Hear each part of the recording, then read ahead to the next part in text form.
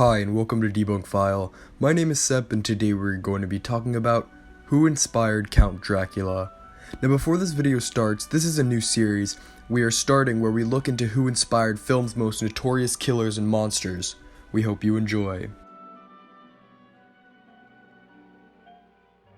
On a cold, stormy night in Romania, you find yourself in a region called Transylvania, where a stunning and horrifying castle stands in the foreboding mist. You enter this castle to shelter yourself from the rain. Once inside, you see bats flying about, and a shadowy figure descends from the stairs. You are now face to face with the vampire lord, Count Dracula. Everyone is aware of who Dracula is, whether it be from Bela Lugosi's dreamlike and terrifying portrayal of the vampire, or from Bram Stoker's award-winning novel. Not many people know that this cruel and tantalizing villain was based off different people throughout history, some more evil than the fictional vampire himself. The main person everyone thinks of when you talk about who inspired Dracula is of course Vlad the Impaler, or better known as the Transylvanian warlord, Vlad the Impaler. Vlad was famous for many things, his fondness of drinking the blood of his dead or still dying enemies, which definitely inspired what we all know as a typical vampire. As his nickname states, he would impale living people and keep their lifeless bodies still on the wooden stake so his subjects would obey and not have to suffer the same fate. Vlad was not born with the stone heart, but he grew into his evil ways when his father gave Vlad and his brother to the Sultan of the Ottoman Empire as a peace treaty to avoid the war that was surely brewing. After his father was murdered by an assassin who was thought to be sent by Vlad himself, Vlad took his chance as the Sultan was growing quite fond of the teenage boy. Vlad asked to be able to raise an army and lead it on his homeland. The Sultan agreed with one condition: no betrayal. 3 years later, Vlad attacked and started his evil and bloody reign across Eastern Europe until he eventually died by beheading in 1476. His head was shown to the Sultan and to his brother, who became a general for the Turks.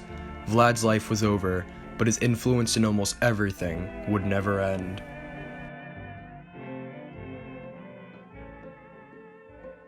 Vlad wasn't the only man responsible for claiming the title of the one person who inspired Dracula. A woman by the name of Elizabeth Báthory might be more vampiric than Vlad the Impaler himself. Elizabeth Báthory, born 1560, was part of the Báthory lineage and was the most prolific female serial killer. That in itself is terrifying, but her ways of maim and torture earn her a name for herself in the world of vampires. Elizabeth was psychotic, and her first taste of blood was when she slapped one of her servants. A drop of blood landed on her hand and her skin appeared youthful.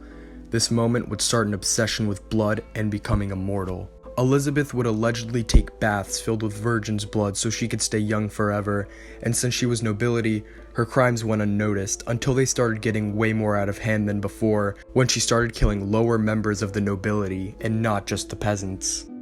She was placed in prison and starved herself to death, thus ending the reign of the lesser known but still infamous Hungarian, Elizabeth Báthory. A little bit of movie trivia for you. The film Nosferatu was actually filmed inside the Báthory castle, and it is said that Count Orlok from the film could be a real vampire, but we'll talk about that another time.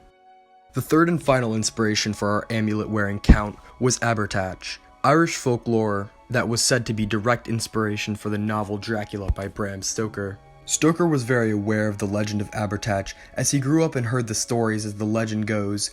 It was an evil and tyrannical dwarf who would terrorize the people, and when the chieftain got word of this, he killed Abertach. Abertach, like a typical vampire, rose from the grave 3 separate times, and his grave is still erected today. Some say you can still hear his laugh near his place of death.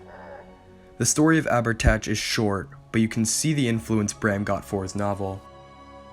So that's it for Dracula. He was mainly inspired by 3 separate people who are more alike than anyone knows. We really hope you enjoy this new series. If you do, make sure to like and subscribe, and comment who you want us to do next. My name is Sep from Debunk File. As always, see you next time.